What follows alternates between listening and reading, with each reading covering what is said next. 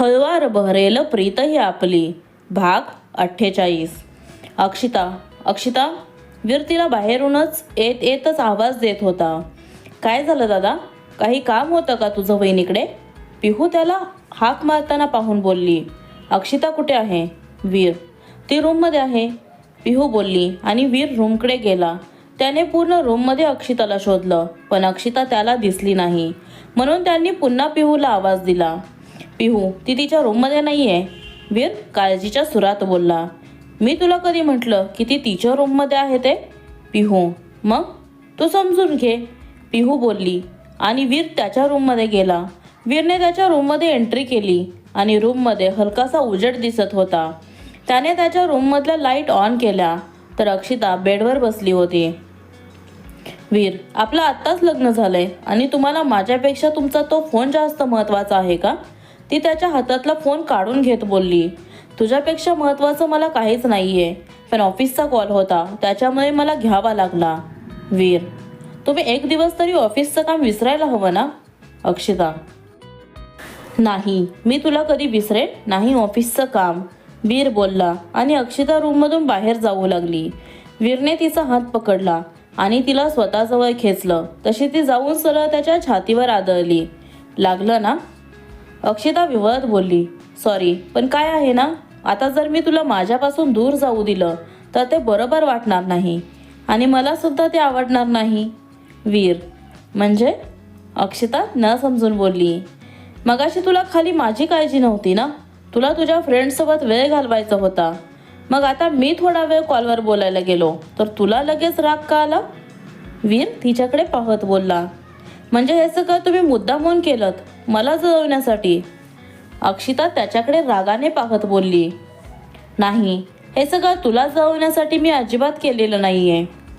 माझं तुझ्यावरती प्रेम आहे, त्याच्यामुळे मलाही असं वाटतं की ज्या वेळेला मला तुझी गरज असेल तेव्हा तू कायम माझ्यासोबत असायला हवंस. वीर, आय प्रॉमिस वीर, यापुढे मी असं अजिबात करणार नाही. अक्षिता वीरला प्रॉमिस करत बोलली. बस, फक्त एवढंच? वीर, मग अजून काय बोलायला हवं? अक्षिता वीरला म्हणाली. आजच्या दिवशी बोलून कोणी आपला वेळ वाया घालवतं का?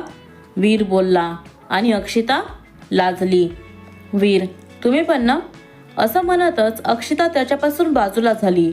अक्षिता आरशासमोर बसून तिची ज्वेलरी काढू लागली. वीरने हळू जाऊन तिच्या कानातले झुमके काढायला सुरुवात केली. वीर, मी काढते ना, राहू द्या. अक्षिता त्याचा हात बाजूला करत बोलली. नाही, आज मी काहीच ऐकणार नाही. हा सगळा अधिकार माझा आहे. वीर तिच्या गालावरून हळवार बोटं फिरवत बोलला. तसं तिच्या अंगावर शहारे आले. वीर, मी दिवसभर खूप थकली आहे, त्याच्यामुळे मला झोप आली आहे, मी जाऊन झोपते. असं म्हणत अक्षिता तिथून उठली आणि बेडवर जाऊन झोपली. अक्षिता, तू हे सगळं मुद्दामून करतेस ना मला चिडवण्यासाठी? तुला माहिती आहे मी माझ्या भावना किती कंट्रोल केल्या आहेत. वीर थोडा चिडून बोलला.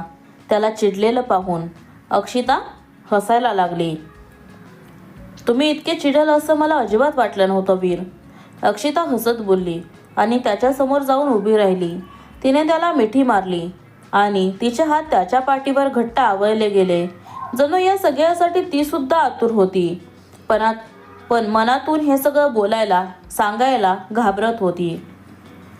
वीर, थँक्यू, अक्षिता वीरला म्हणाली. कशासाठी? तो तिच्या पाठीवर हात ठेवत बोलला. सगळ्यासाठी, माझ्या आयुष्यात येण्यासाठी, मला समजून घेण्यासाठी, माझं रक्षण करण्यासाठी, प्रत्येक क्षणाला माझी साथ दिली त्यासाठी, सगळ्यांसाठीच तुम्हाला थँक्यू अक्षिता. आणि यापुढे आपली साथ अशीच कायम राहणार आहे. पण? वीर बोलता बोलता मध्येच थांबला. पण काय? अक्षिता त्याच्यापासून बाजूला होत बोलली. पण मला त्याच्यासाठी एक गिफ्ट हवं आहे. वीर, पण मी तर कोणतंच गिफ्ट आणलेलं नाही आहे तुमच्यासाठी. अक्षिता, गिफ्ट आणायला कशाला हवं? जे आहे तेच तर मागतोय, वीर बोलला आणि अक्षिता गोंधळून गेली. वीरने हलक्याच तिच्या गालावर किस केला. आणि अक्षिता काय ते समजून गेली. म्हणजे वीर ह्या गिफ्टबद्दल बोलत होते. तिच्या मनात विचार आला. त्याच्या असं अचानक किस करण्याने ती थोडीशी लाजली आणि तिने तिची नजर फिरवली. वीरने तिच्या मानेवर किस करायला सुरुवात केली आणि ती त्याच्यापासून दूर जायला धडपडू लागली. पण त्याने तिला इतकं घट्ट पकडलं होतं की ती त्याच्या तावडीतून सुटू शकली नाही. वीरने अचानक त्याचे ओठ तिच्या ओठांवर ठेवले आणि तिचे चुंबन घेऊ लागला. आता मात्र ती सुद्धा त्याला प्रतिसाद देऊ लागली होती. ते दोघे एकमेकांच्या इतके जवळ आले होते की ते एकमेकात कधी इतके मग्न झाले तर त्यांचं त्यांनाच कळलं नाही. सकाळी दरवाजावर टकटक असा आवाज आला आणि अक्षिताने हलकेच डोळे उघडले. तिने बाजूला पाहिलं तर तिथे वीर नव्हता. तशी ती धाडकन उठून बसली. काय झालं, इतकी का घाबरलीस? वीर: काही नाही, ते दरवाजावरती आवाज आला आणि तुम्हीही इथे नव्हता त्याच्यामुळे. अक्षिता बेडवरून खाली उतरत बोलली. तू जाऊन फ्रेश हो, मी बघतो कोण आहे ते. वीर. अक्षिता फ्रेश व्हायला निघून गेली आणि वीरने दरवाजा उघडला. माझी लाडकी बहिणी कुठे आहे? पिहू रूममध्ये येत बोलली. तुझी लाडकी बहिणी आता माझी बायको आहे, त्यामुळे आता तिला मी सांगेन तसंच राहावं लागेल. वीर. नवऱ्यापेक्षा नंदेचा हक्क जास्त असतो, त्याच्यामुळे तिला माझंच ऐकावं लागेल. पिहू सुद्धा ठसक्यात बोलली. तुझ्याशी वाद घालणं म्हणजे वेळ वाया घालवण्यासारखं आहे. बरं मला सांग, तू सकाळी सकाळी कशाला आलीस? वीर. त्या आईने तुम्हाला दोघांना खाली बोलवलंय. पिहू. येतो म्हणून सांग. वीर बोलला. कोण होतं? अक्षिता वॉशरूममधून बाहेर येत बोलली. तुमच्या लाडक्या सासूबाईंनी आपल्या दोघांना खाली बोलवलंय. वीर. आईंनी खाली बोलवलंय? वीरच्या तोंडून सासूबाई हा शब्द ऐकून अक्षिताने आश्चर्याने विचारले. वीरने फक्त हुंकार भरला. मला फक्त 5 मिनिटे द्या, मी लगेच तयार होते. अक्षिता. हा बोला आई, तुम्ही बोलावलं? अक्षिता खाली येत रमांना म्हणाली. हो, मला तुमच्या दोघांची दृष्ट काढायची आहे. या सगळ्या गडबडीत तुमच्या दोघांची दृष्ट काढायची राहूनच गेली. माहीत नाही कोणाकोणाची नजर लागली असेल. आणि तसंही आजकालच्या नजराही खूप वाईट आहेत. रमा म्हणाल्या. जे काही करायचं आहे ते लवकर कराई, मला माझं काम आहे. वीर बोलला आणि रमानी लगेच दृष्ट काढली. वीर. मला असं समजलंय की तू आजपासून ऑफिसला जातोयस? प्रकाशराव वीरला म्हणाले. हो बाबा, वीरने उत्तर दिलं. अरे पण तुझं आत्ताच लग्न झालं आणि लगेच ऑफिस? बाहेरून फिरून वगैरे या आणि नंतर तू ऑफिसला आलास तरी चालेल. आणि तसंही ऑफिसमध्ये इतकं काही इम्पॉर्टंट काम नाही आहे. सध्या जे काय आहे ते सगळं हँडल करेन मी. प्रकाशराव वीरला म्हणाले.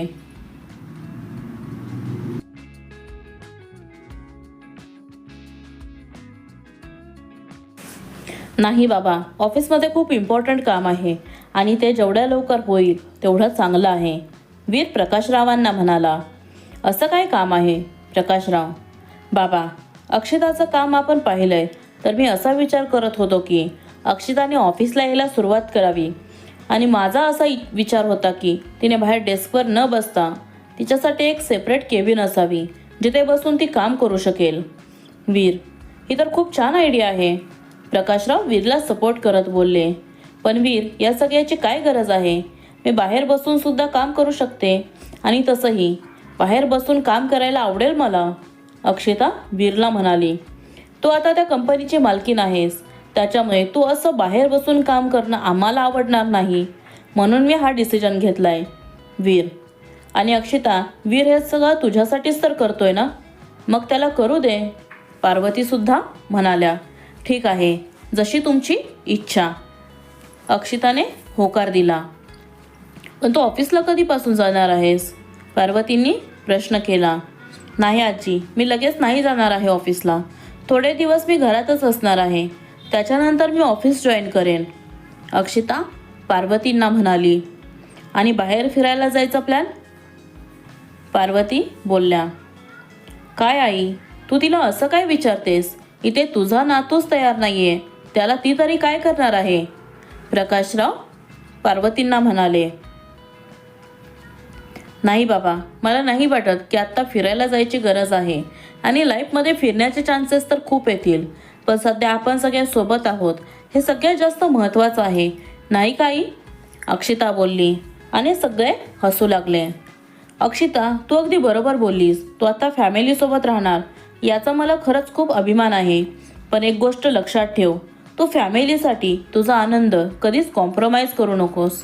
रमा: हो आई, मी ही गोष्ट कायम लक्षात ठेवेन.